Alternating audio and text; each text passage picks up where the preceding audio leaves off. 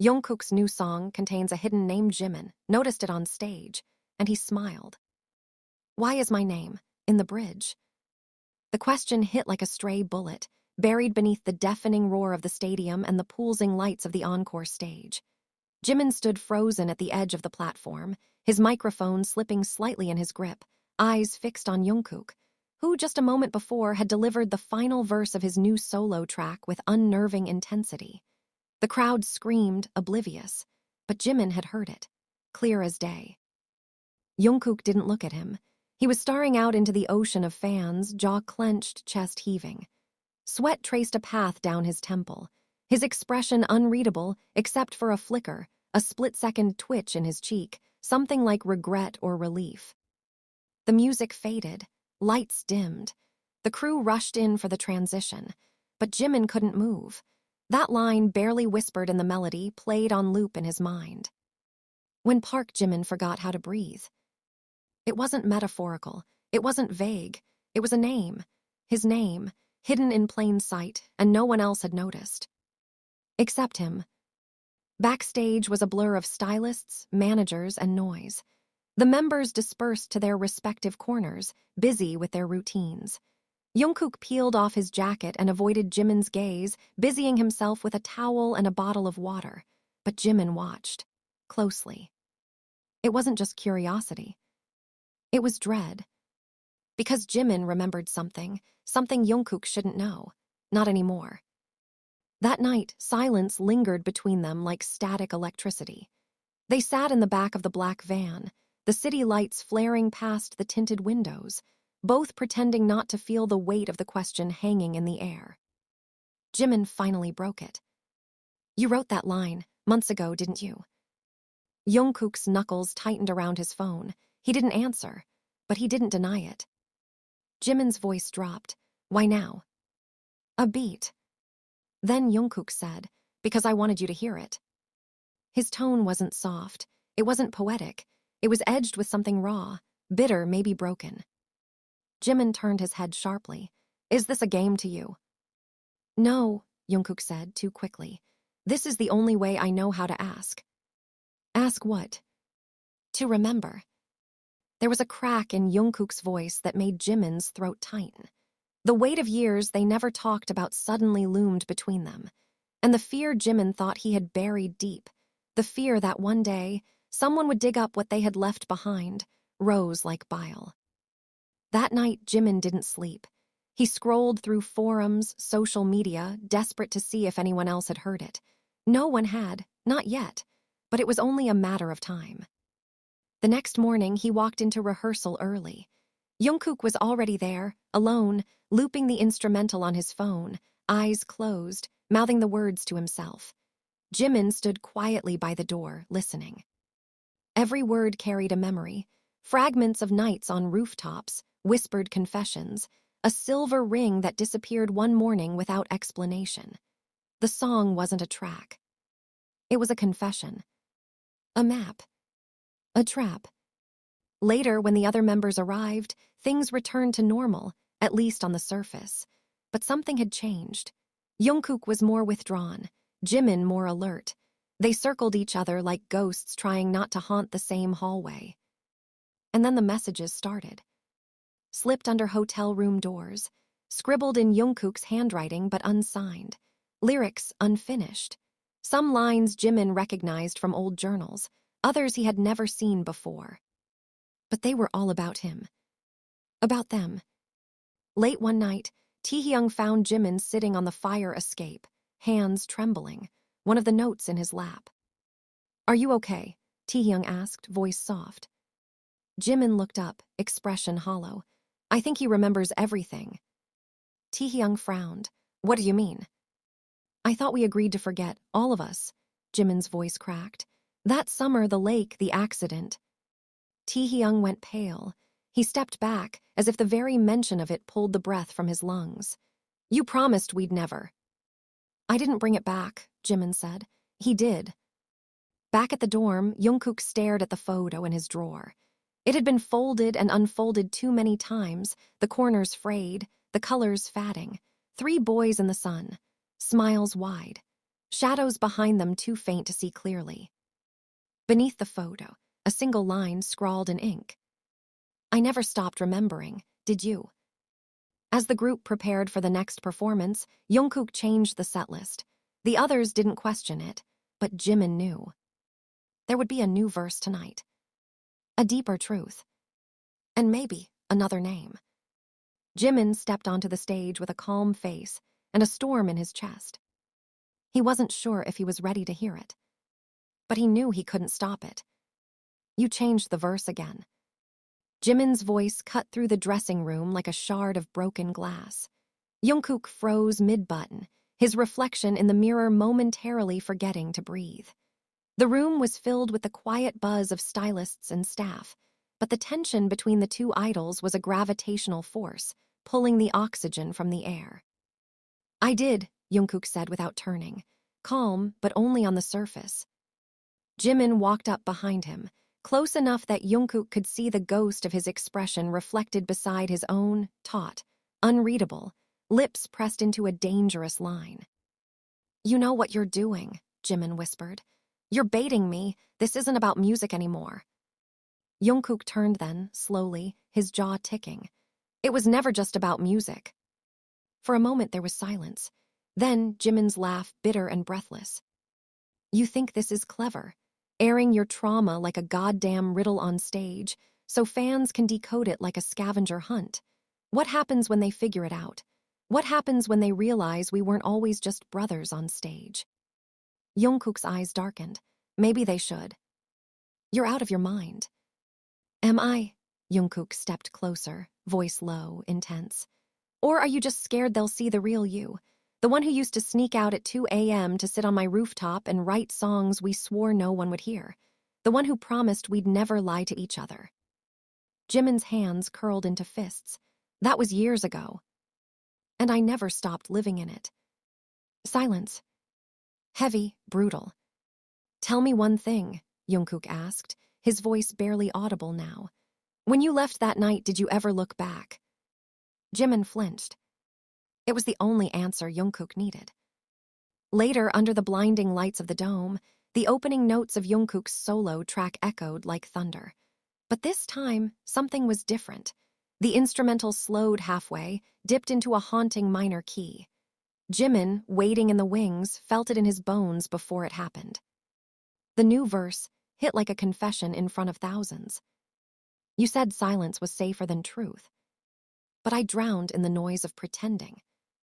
You wore your guilt like cologne. And I still breathe it in every night. The crowd roared in blissful ignorance, but Jimin stood paralyzed, his chest a tight cage of breath he couldn't release. He heard it, every line a direct hit, a reconstruction of the night they never spoke of, the night everything changed. After the show, chaos. Jungkook disappeared. Security scrambled, managers panicked. Taehyung cornered Jimin backstage. Where is he? He demanded, eyes wide. I don't know. Don't lie to me. Taehyung shoved him back against the wall, fury crackling in his usually composed expression. You think you're the only one haunted by that summer. He's unraveling, Jimin, and you're pushing him over the edge. I didn't ask for this, Jimin said through gritted teeth. No, but you didn't stop it either. A door slammed down the hall. Yoongi stormed in, face pale. He's on the roof. The three of them bolted. By the time they reached the rooftop, the wind was howling. Jungkook stood near the edge, not dangerously close, but close enough that the night swallowed his silhouette. City lights glittered behind him like a galaxy trying to forget. Jimin walked forward alone. Are you done? He asked, his voice breaking. Is this how you deal with it now, by bleeding in public and calling it art? Jungkook didn't turn. You didn't want to talk in private. Jimin's breath shook. I didn't want to destroy what we have left. What we have left is a pile of beautiful lies, and 3 therapy sessions we never took. Finally, Jungkook turned, and the pain in his eyes was raw, unfiltered. I remember everything, Jimin. I remember the lake, the fight, the crash, the 3 seconds of silence before the scream. Jimin shut his eyes. The sound echoed even now. You swore we'd never talk about it. We swore to survive, Jungkook said. But I'm not surviving, I'm suffocating. Lightning cracked in the distance. The sky threatened rain. And just as suddenly, Jimin stepped forward and pulled Jungkook into a tight, trembling embrace. I'm sorry, he whispered. I didn't know how to carry it. Jungkook exhaled, shaking. You weren't supposed to carry it alone. The rain came then, soft at first, then harder, like a baptism, like the sky was trying to wash the guilt from their skin. The others stood watching from the stairwell, unsure whether to approach or give them space. Jimin looked at Jungkook through the rain. You want to tell them the truth. Jungkook met his gaze. Not them. Then who? You. And in that moment, Jimin realized the song hadn't been for the fans. It had always been for him. The hotel suite door slammed behind them. What the hell were you thinking? Jimin's voice was fire, sharp, furious, cracked with the weight of things he had buried too long. Jungkook flinched but didn't back down. The city lights behind the windows burned like judgment, and the silence in the room trembled, waiting to explode. I was thinking, Jungkook said coldly, that I'm tired of pretending we're just a performance. Jimin's laugh was hollow, almost cruel. You think this is about pretending? You think the years I spent keeping your secret was some goddamn role I was playing? You kept a version of me, Jungkook shot back, voice rising. The version you could live with, not the one I actually became after that night. I kept you safe, Jimin hissed, stepping closer. When your hands were shaking too hard to hold a mic, when you stopped eating, when you said you couldn't sleep without hearing my voice, who the hell do you think stayed up talking you down every night? Jungkook's fists clenched at his sides. And then you disappeared. You stopped showing up. Emotionally, psychologically. One day you were there, the next. It was just me, alone with the truth, alone with the memory of what we did. Jimin's mouth opened, then closed. His breath came hard. What we did, he repeated slowly. Is that what you call it now? Jungkook didn't blink. You think I've forgotten what we buried? Jimin moved like lightning, grabbed Jungkook by the collar, shoved him back against the wall with a thud. Breath to breath, heat to heat. No fans, no cameras, just two hearts that had never stopped pounding in sync. You're opening doors that were sealed for a reason. I don't care anymore, Jungkook growled. I'd rather burn than live in that silence another day. The tension cracked between them like thunder. Jimin let go suddenly, as if the contact had scalded him. He turned away, hands shaking. She wasn't supposed to be there, he whispered. Jungkook looked up, eyes burning. But she was. And we drove anyway. And we didn't stop. Silence. A heavy one, like the room remembered the night better than they did. Jimin sat heavily on the edge of the bed, his hands hiding his face. I see her sometimes, in the crowd, in dreams. I wake up gasping for air. Jungkook stood there, watching the man he once loved more than anything shatter quietly in a 5-star hotel room in Tokyo. No cameras, no stylists, no fans. Just truth, raw and bloodied. We made a pact, Jimin said, voice hollow. That we'd never talk about her, that we'd never speak her name again. Jungkook moved slowly, sat across from him. I broke the pact. You did more than that, Jimin whispered. You made her a verse. Jungkook closed his eyes, because she deserves one. There was a pause. Say her name. Jimin's voice barely carried. Jungkook opened his eyes. Hana.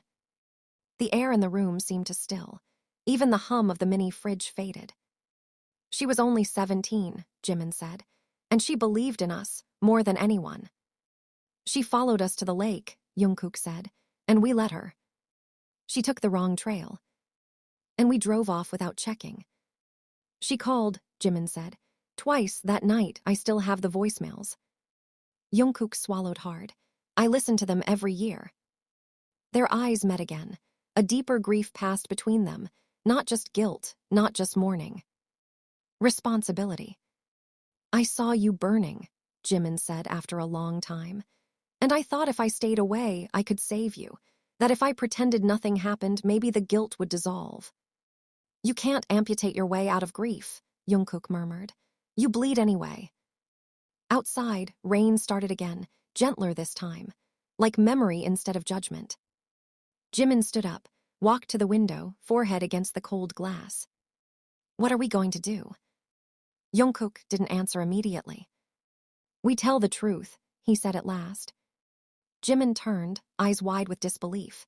You're insane. No, Jungkook said softly. I'm free. You want to confess to millions of people. You think that's going to absolve us? I don't want absolution. I want honesty. And what about BTS? Jimin snapped. You think the label will just let this slide? You think ARMY will stay, will lose everything? Jungkook walked over, put a hand on Jimin's shoulder. We already lost her. I don't care about anything else. Jimin shook his head. You're asking for war. I'm asking for peace. The next morning, a storm broke over social media. A leaked snippet of Jungkook's verse. Unfiltered. Unedited. Raw.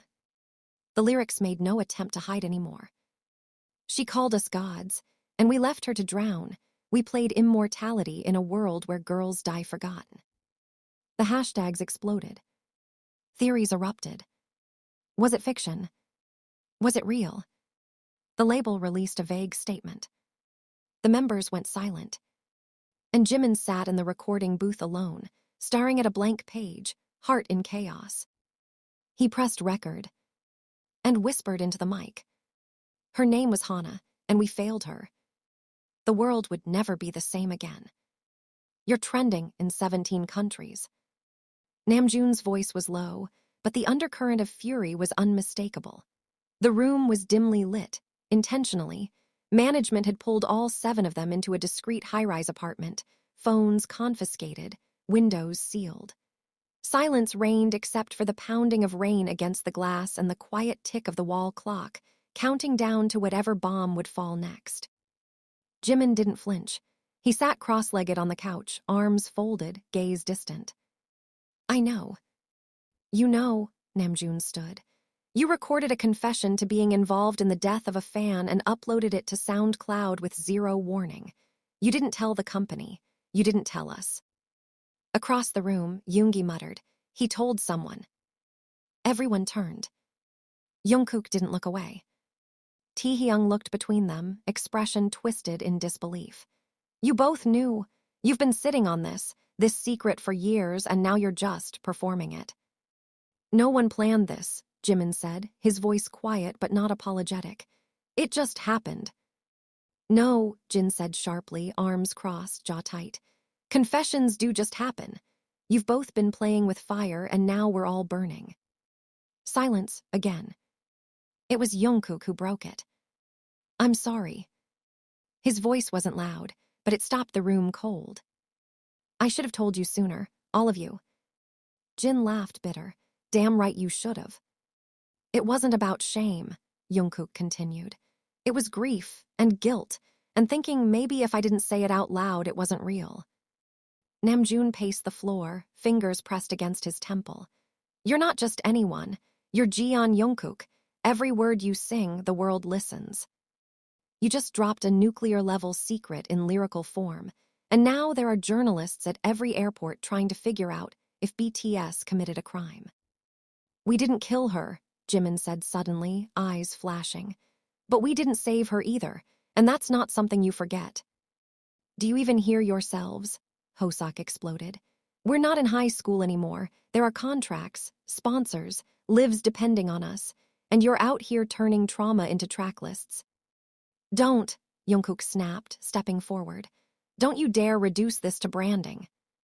Yoongi cut in, quieter than the others, but sharper. You think ARMY will protect you from this? They're loyal, yes, but not blind. If they find out what really happened. They already have, Jimin said. They just don't believe it yet. There was a beat of quiet before Taehyung, trembling, finally spoke. Tell us everything, no more riddles. Jimin exchanged a look with Jungkook, then nodded. It took an hour, maybe more. The timeline unraveled slowly, painfully, like pulling nails from wood. The summer, the retreat, The hidden trail they thought led to the overlook but twisted down to the ravine. The fight, the storm, the headlights on the wet road, the 3 missed calls from Hana's phone. And the voicemail. Yoongi asked to hear it. They played it on speaker. Her voice, fragile, breathless, the sound of leaves crunching underfoot, a soft laugh, and then panic. I think I'm lost. Can someone come get me? The wind picked up in the background, and then a scream, cut off, abrupt. The room was silent when it ended. No one could breathe. Jesus Christ, Jin whispered. She died alone, Jungkook said, and we kept smiling for the cameras. That's what I can't live with anymore. Namjoon leaned back in his chair, rubbing his face. Why didn't you say something then? We could've. What? Jimin snapped. Destroyed our careers at 19, handed ourselves in for something we didn't even understand yet. So now you want to destroy us now? Taehyung asked, voice shaking. No, Jungkook said, but I won't lie anymore. A long pause.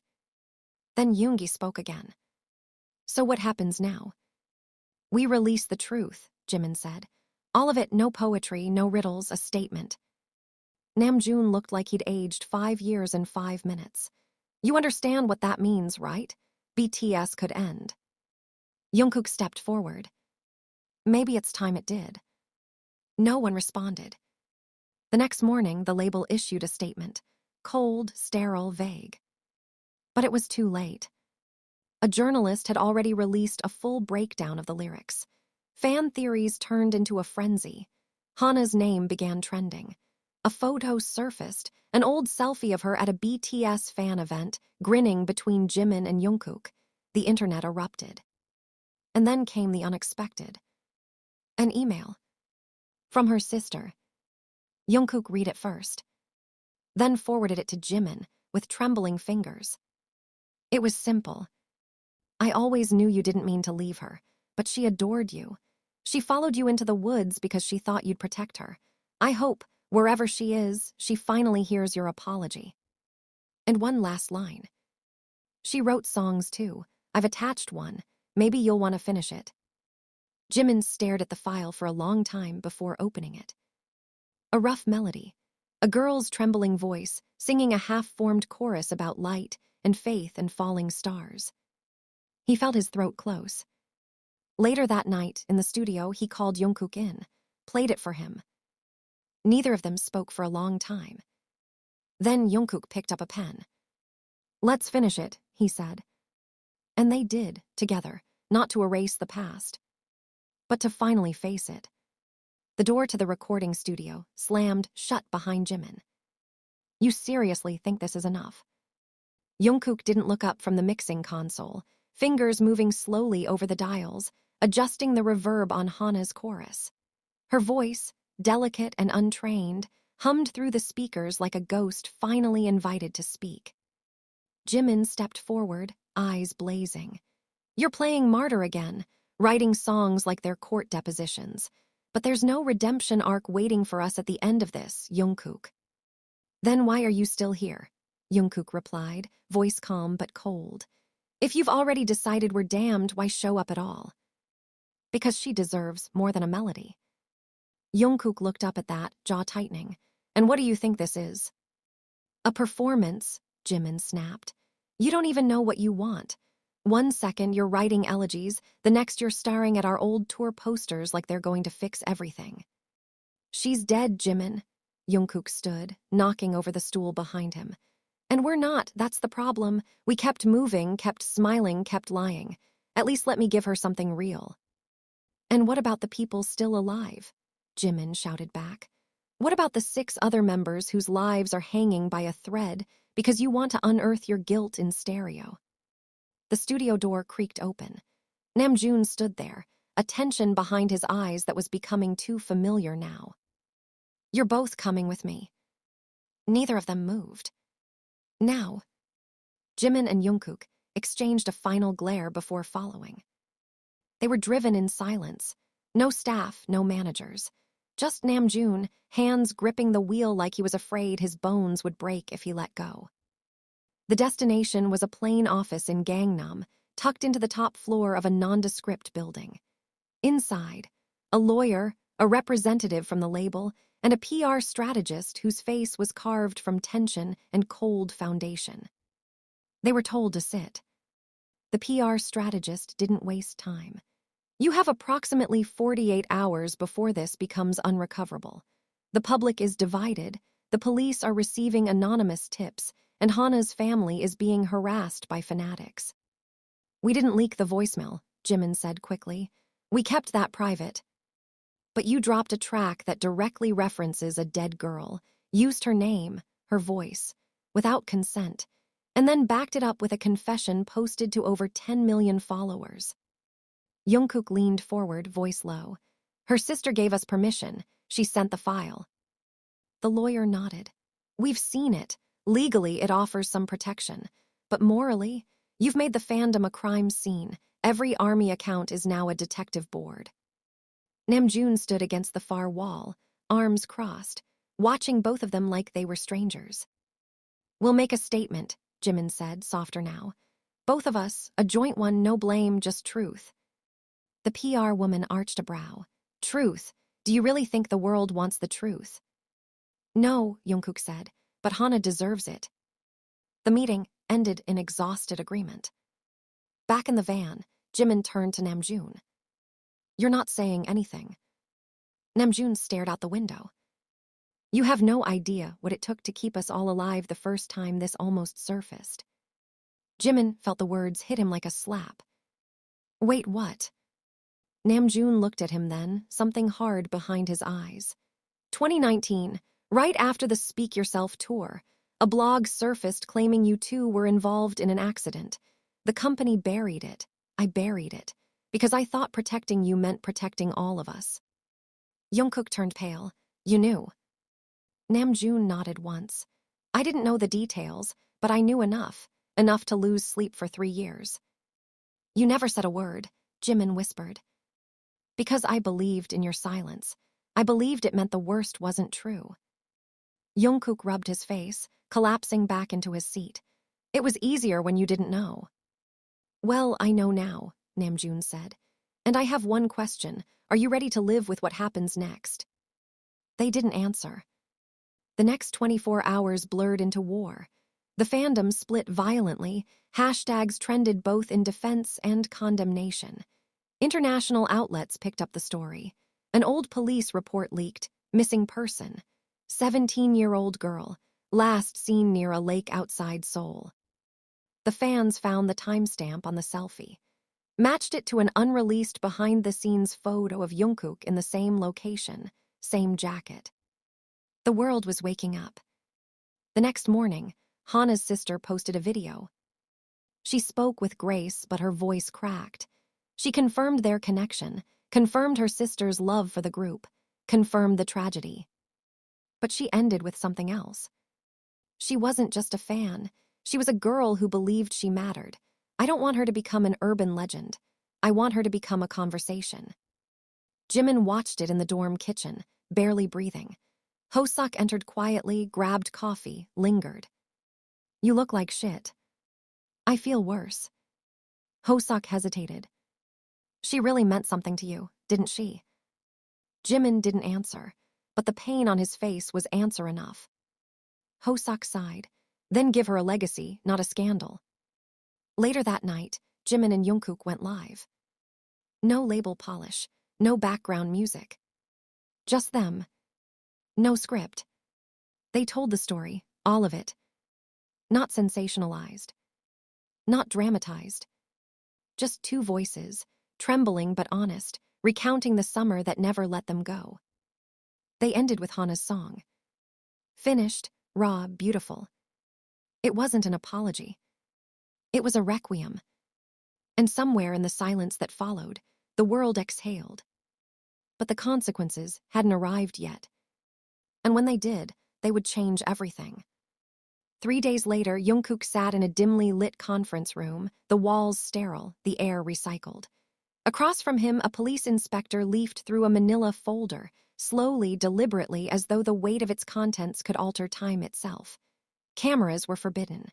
Phones confiscated. But the eyes on him, both legal and invisible, felt endless. "This is not an arrest," the inspector said without looking up. "This is a voluntary preliminary inquiry. Your legal counsel is aware, but you should also know." He paused, meeting Jungkook's eyes with quiet gravity. "There is no going back after this." Jungkook gave a slow nod. There never was. Outside the station, chaos brewed. Protesters and supporters crowded opposite sides of the barricade. Some held signs with his name scrawled in forgiveness. Others held photos of Hana. Her face was becoming more famous than he ever intended, immortalized but through fire. Inside the dorm, the rest of the group sat around the dining table, tense, silent. No one touched the untouched food. The television played in the background, muted, but every face on the screen was theirs. Jin finally broke the silence.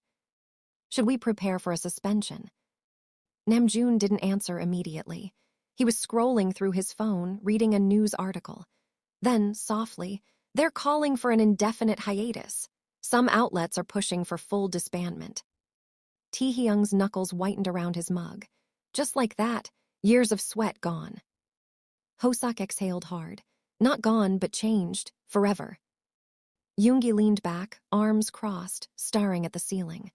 He did the right thing, maybe the worst possible way, but he didn't lie. "And yet we're the ones bleeding," Jin muttered. Jimin sat apart from them, near the balcony door, watching the city through the glass like it held the answer he couldn't find inside himself. His phone vibrated. A message from Jungkook. "They asked about the scream. I told them it haunts us both." He didn't reply. That night, the company released a statement. They would not be severing ties with Jungkook or Jimin. Not yet. But the group would enter an indefinite pause from all promotions. The media interpreted it as damage control. The fandom split further. Some cried. Some celebrated. Others began uncovering more, fans who had been near the lake that night, fans who remembered a blurry figure in the woods. Everyone wanted a piece of the past now. Truth had become a currency, and every tweet was a potential revelation. 2 days later, Hana's mother broke her silence. She appeared in an interview, her hands folded neatly in her lap, her voice fragile but deliberate. "She loved them deeply, she saw herself in them, and in her death I found anger, but also compassion. They were boys, scared, grieving. I have no interest in destroying what Hana once adored, but I do believe in consequences." The host asked the question the world was waiting to hear. "Do you believe they should be held accountable?" She hesitated, then nodded. "Yes, but not just in court, in their conscience, in their art, in the way they carry her name forward."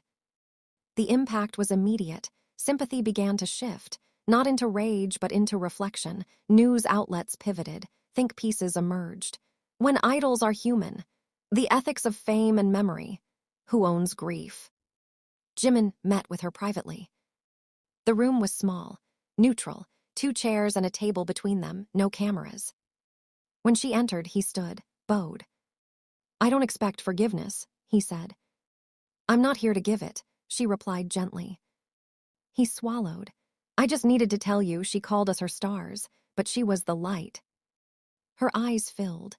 "You could have run forever, but you didn't. That matters." They spoke for 45 minutes. At the end, she placed a folded piece of paper on the table. "Her last lyrics," she said. "She never recorded them, maybe now you can." Jimin took them like they were sacred. And maybe they were. Meanwhile, the company debated strategy behind locked doors. Quiet meetings in Japan, emergency Zoom calls with the US partners. Financial forecasts shattered. Sponsors withdrew. Others doubled down in support, branding it a reckoning, not a collapse. Then came the unthinkable. A detective reopened the original case. A new witness had come forward, an older man, a fisherman who'd been camping near the lake that night. He had seen headlights, heard shouting, a girl's voice. He never connected it to the news until now. It wasn't enough for charges, but it was enough for headlines. Jungkook and Jimin, investigation reopened. Jungkook read the headline alone in the dorm hallway. Jimin stood a few feet behind him, silent. You should leave me behind, Jungkook said without turning. You've got a life to salvage. I'll be the scapegoat. They'll accept that. Jimin's voice was quiet but steady. I won't abandon you. Not now. Not after we finally told the truth. Jungkook turned then, eyes glassy. You don't have to be the villain with me. I already was.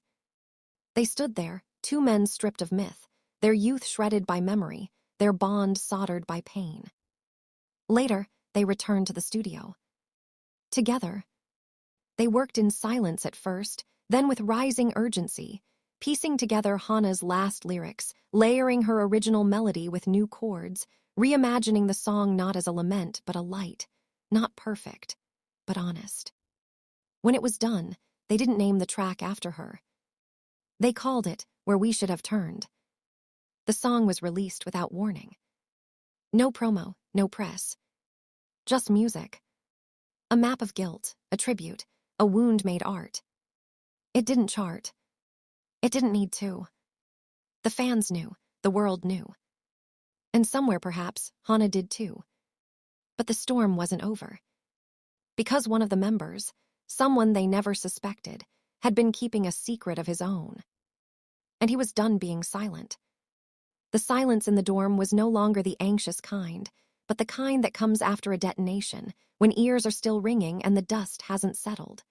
The last single, Where We Should Have Turned, echoed through every corner of the world, played in hushed bedrooms, blasted in protests, dissected in newsrooms. It wasn't just a song anymore. It was a confession carved into melody, a wound left open. Jungkook and Jimin sat at the kitchen table, unmoving. Until Yoongi entered. He didn't say anything at first, just dropped a USB drive on the table with a soft click. Jimin glanced at it, then back up at him, confused. What's this? Yoongi looked older than he had days before, like something had been stripped away. My turn, he said. Jungkook leaned forward, tentative. What are you talking about? Yoongi exhaled. You think you were the only ones burying something. No one moved. Yoongi gestured to the USB. 3 years ago, I found something in our email archives. Hana had sent us a demo, not through a fan channel, through our management inbox. Someone forwarded it to me by accident. Jimin stared at him, heartbeat kicking up. Why didn't you tell us? Because I listened to it, Yoongi said, voice tightening. And it was good. So good it scared me. I was afraid if I told anyone, the company would co-opt it, rework it, market it. Jungkook blinked, but she was already gone. Yoongi nodded slowly. I know, but I felt responsible. I didn't want her memory to become a product. There was a pause. Then Yoongi's voice cracked. And I didn't want you two to fall apart. He walked to the window, hands trembling. I saw what it was doing to you, both of you. I watched Jimin start skipping meals. Watched Jungkook drink himself to sleep. I thought if I held it all together, maybe you'd find your way back without shattering. Jimin stepped closer. So you held onto her voice to protect her. Yoongi turned around, eyes wet. To protect you. There was no anger, only heartbreak. Jungkook picked up the USB, staring at it like it was a relic from another universe. What's on it? Her real voice, the original melody, the version she wanted us to hear. They moved to the studio together. No one spoke as they plugged it in. Then, her voice filled the room. Clear, brave, unfinished. She sang about falling stars, but not with sadness, with hope. She sang of finding the way back, of voices that echoed through darkness, of the kind of love that hurts but still returns. Jimin broke first. He covered his mouth with his hand, shoulders trembling, silent tears sliding down his face. Jungkook leaned back in the chair, blinking up at the ceiling, breath caught in his chest. Yoongi sat beside them, finally letting go of 3 years of silence. They didn't touch the track. Didn't remix it, didn't master it. They uploaded it exactly as it was. And called it Hana. No stylization. No drama. Just her name. The final act. The release broke the internet, but not in the way they feared. The backlash quieted. Rage turned to mourning. Grief turned to gratitude. 1 month later, Hana's family held a memorial concert. No press. Just a piano, a lake, a stage surrounded by candles and wind. The members performed Hana together. No backup dancers, no LED screens, no choreography. Jimin played the piano. Jungkook sang her verse. Yoongi stood behind them, silent. Taehyung cried openly. Namjoon read a letter. Jin and Hoseok lit a lantern and let it rise into the sky. It was not a redemption. It was not closure. But it was enough. Weeks passed. The group remained on hiatus, but not in exile. They began visiting schools to speak about grief, mental health, consequence, not as idols. As people. The fandom, wounded but loyal, stood by, quieter maybe, but still there. And slowly, the world moved on. Until one final thing happened. A package arrived at the dorm. No name, no return address. Inside, a worn notebook, Hana. Filled with lyrics, doodles, half-formed verses and scribbled dreams. On the last page, one line. They'll forget my face, but maybe they'll remember my song. Jimin placed the notebook on the shelf, next to their old albums. No glass case. No spotlight. Just a place in the home they had built together. And for the first time in years, the silence in the dorm felt like peace. Not punishment. Not fear. Just peace. The truth had finally found its voice. And the music played on.